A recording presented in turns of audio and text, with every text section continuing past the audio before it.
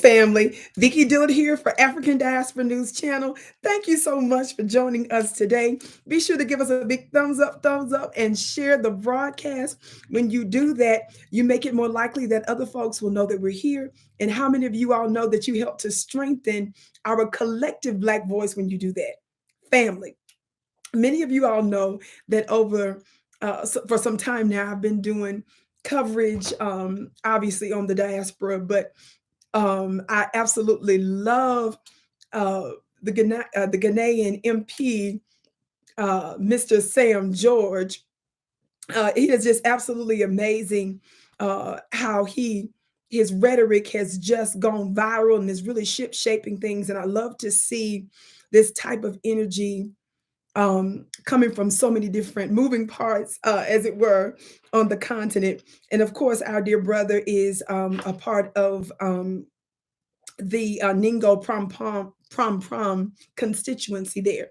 Well, anyway, I want you to watch this brief clip of him criticizing ECOWAS, President Tinubu, and listen specifically to what he suggests in terms of new governing for the continent. Watch this. Themselves.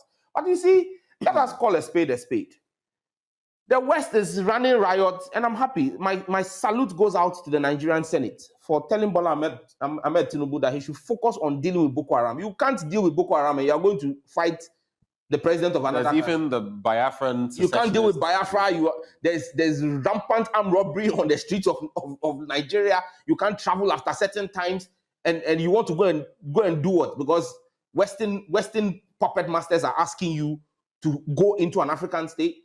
What was France's interest in Niger? And you should begin to ask yourself what's happening in Francophone Africa. People are waking up.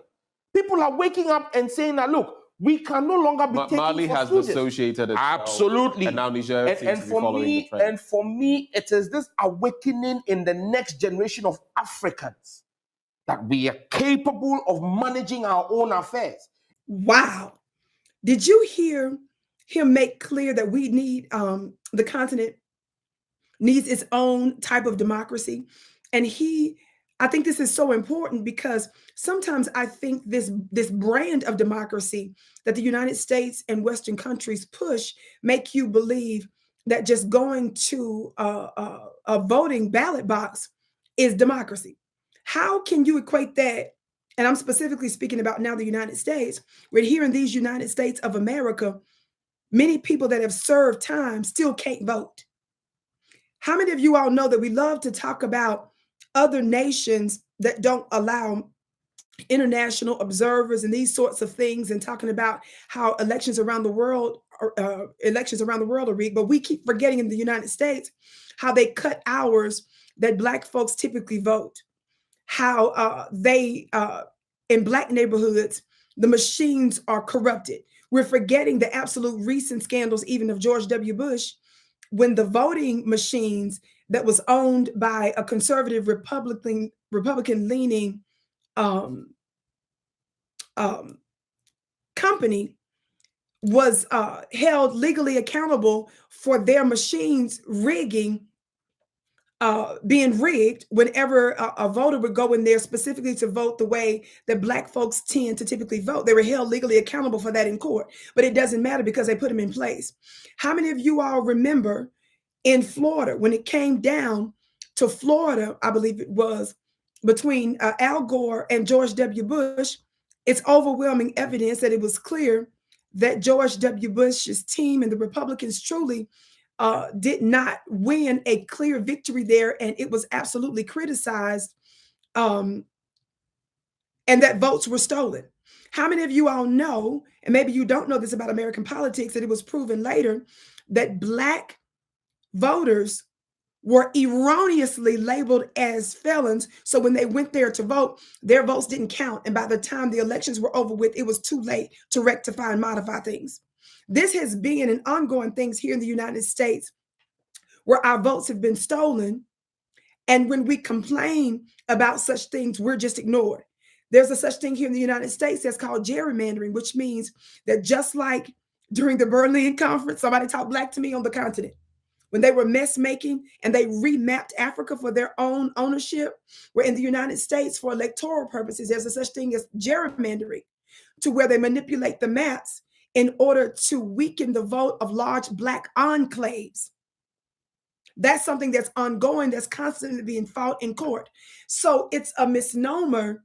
It's really a joke that one could go about the world promoting this notion of democracy through the ballot when your very Black citizens are complaining that their votes still don't count. Now, this is in addition to the Supreme Court of the United States gutting the teeth, the enforcement part of the Voting Rights Act over the past couple of years. So the stuff, the rights that we just barely got in the 60s, the substantive parts have been gutted right now. So shout out to MP Sam George for saying that, because democracy is about the will of the majority of the people, the representation of the people, for the good of the overall collective, for the masses of the people. That's not what's happening. And we must never get that misconstrued when we're talking about just going to the ballot box. We've got to widen that definition of what democracy looks like. So shout out for him for saying that. But I was also so pleased with the fact that he called out ECOWAS and President Tinubu and made it clear we can manage our own affairs. And as disrespectful as France's president has been, we must understand that when he makes these condescending claims that Africa can't handle their own business, well, it's because of corrupt leadership. And that's where the people come in. And with the last election, I hope our Nigerian brothers and sisters get it together. The court's there.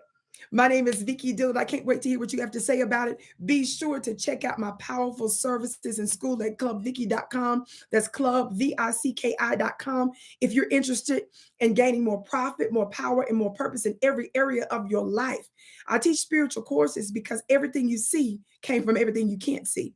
That's the unseen. So if you spend more time cultivating the unseen, you'll receive a crop and a harvest over your actual 3D life. That's clubvicki.com. My name is Vicki Dillard. Be sure to share the broadcast. I can't wait to see you again.